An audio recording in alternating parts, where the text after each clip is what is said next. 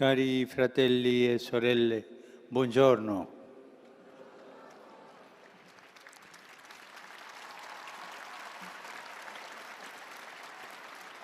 Dedichiamo la catechesi d'oggi a un'opera di misericordia che tutti conosciamo molto bene, ma che forse non mettiamo in pratica come dovremmo. Sopportare pazientemente le persone moleste. E ci sono,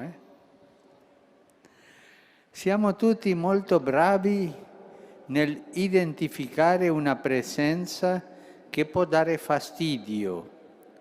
Succede quando incontriamo qualcuno per la strada o quando riceviamo una telefonata. Subito pensiamo: per quanto tempo dovrò sentire le lamentele, le chiacchiere, le richieste o le vanterie di questa persona? Succede anche a volte che le persone fastidiose sono quelle vicine a noi, più vicine anche. Tra i parenti c'è sempre qualcuno, sul posto di lavoro non mancano, e neppure nel tempo libero ne siamo esenti. Che cosa dobbiamo fare con le persone moleste? Ma anche noi, tante volte siamo molesti agli altri, anche noi. Perché tra le opere di misericordia è stata inserita anche questa: sopportare pazientemente le persone moleste. Nella Bibbia vediamo che Dio stesso deve usare misericordia per sopportare le lamentele del suo popolo. Ad esempio, nel libro dell'Esodo, il popolo risulta davvero insopportabile. Prima piange perché è schiavo in Egitto e Dio lo libera. Poi nel deserto si lamenta perché non c'è da mangiare e Dio manda le quaglie e la manna. Ma nonostante questo le lamentele non cessano. Mosè faceva da mediatore tra Dio e il popolo e anche lui qualche volta sarà risultato molesto per il Signore. Ma Dio ha avuto pazienza e così ha insegnato a Mosè e al popolo anche questa dimensione essenziale della fede. Viene quindi spontanea una prima domanda: ma facciamo mai l'esame di coscienza per vedere se anche noi a volte possiamo risultare molesti agli altri? È facile puntare il dito contro i difetti e le mancanze altrui, ma dobbiamo imparare a metterci nei panni degli altri. Guardiamo soprattutto a Gesù. Quanta pazienza ha dovuto avere nei 3 anni della sua vita pubblica. Una volta, mentre era in cammino con i discepoli, fu fermato dalla madre di Giacomo e Giovanni, la quale gli disse: «Di che questi miei 2 figli siedano uno alla destra e uno alla sinistra del tuo regno». La mamma faceva il lobby per i suoi figli, era la mamma. Anche in quella situazione Gesù prende spunto per dare un insegnamento fondamentale. Il suo non è un regno di potere, non è un regno di gloria come quelli terreni, ma di servizio e donazione agli altri.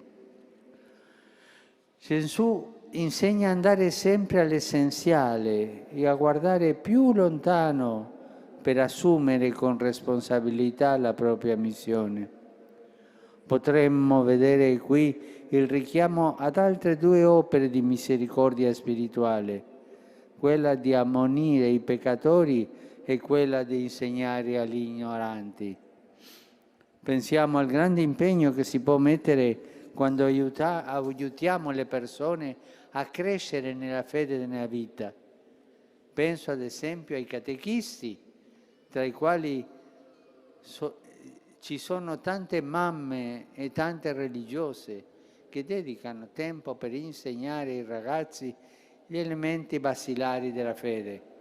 Quanta fatica, soprattutto quando i ragazzi preferirebbero giocare piuttosto che ascoltare il catechismo. Accompagnare nella ricerca dell'essenziale è bello e importante, perché ci fa condividere la gioia di gustare il senso della vita.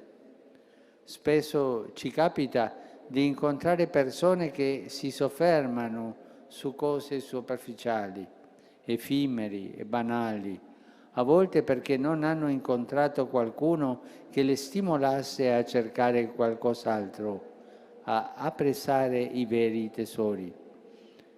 Insegnare a guardare all'essenziale è un aiuto determinante, specialmente in un tempo come il nostro che sembra aver perso l'orientamento e inseguire soddisfazione di corto respiro.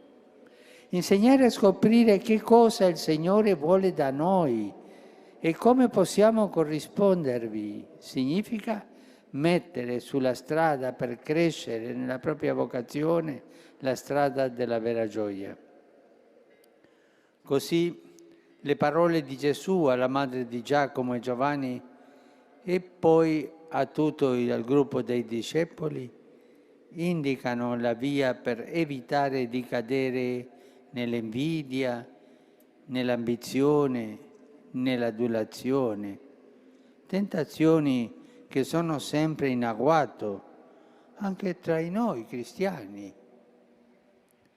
L'esigenza di consigliare, ammonire e insegnare non ci deve far sentire superiori agli altri, ma ci obbliga anzitutto a rientrare in noi stessi per verificare se siamo coerenti con quanto chiediamo agli altri.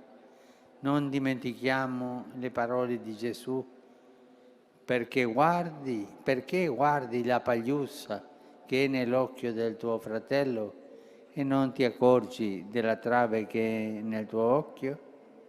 Lo Spirito Santo ci aiuti ad essere pazienti nel sopportare e umili e semplici nel consigliare. Grazie.